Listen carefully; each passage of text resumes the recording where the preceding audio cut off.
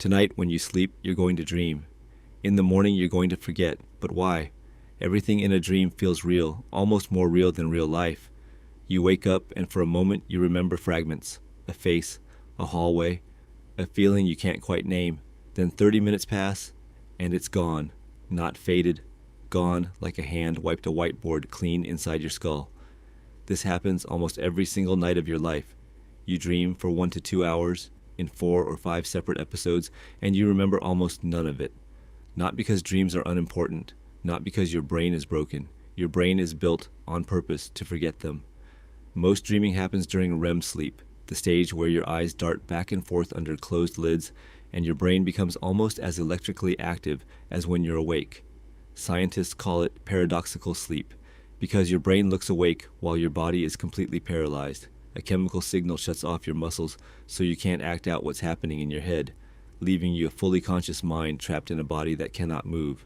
Inside that trapped mind, your hippocampus, the part of your brain that stores new memories, is wide awake, but it isn't storing your dream. It's consolidating the memories from your actual day, sorting through them and deciding what to keep. Neuroscientist Matthew Walker describes this as a kind of overnight therapy, where your brain replays emotional moments and strips the sharp edge off them. So while your hippocampus is busy filing yesterday, the dream itself comes from a storm of activity in your visual cortex and amygdala, firing almost randomly while your prefrontal cortex, the part responsible for logic, goes quiet. That's why dreams feel so strange. Nobody's checking if the plot makes sense. Your childhood home can share a hallway with your workplace, and you never question it. Because your hippocampus is busy with real memories, it never properly encodes the dream as a new one. The dream is vivid and emotional, but it's built on sand. You're not forgetting your dreams the way you forget where you left your keys. You're forgetting them because they were barely recorded in the first place. Dream recall also depends on a specific pattern of activity in the back of the brain, one that mostly shuts off during REM sleep, and your brain runs almost empty of norepinephrine and serotonin, two chemicals critical to memory formation.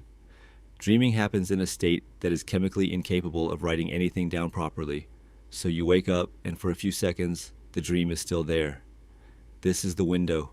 Sleep researcher Robert Stickgold has shown that dream memories decay faster than almost any memory humans experience. If you don't rehearse it in those first few minutes, it disappears completely. Your alarm goes off, you check your phone, and the dream becomes unrecoverable. Why would evolution build a brain this way?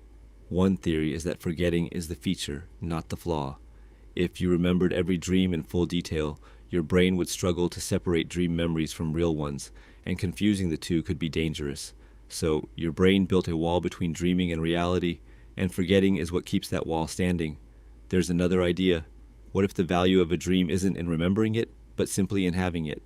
Your brain may use dreaming to rehearse emotional scenarios and strengthen connections without you ever needing to witness the process, like a tune-up happening under the hood of a car.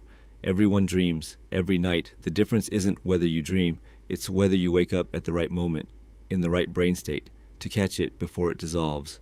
Tonight, when you sleep, you're going to dream. In the morning, you're going to forget. And now, you finally know why.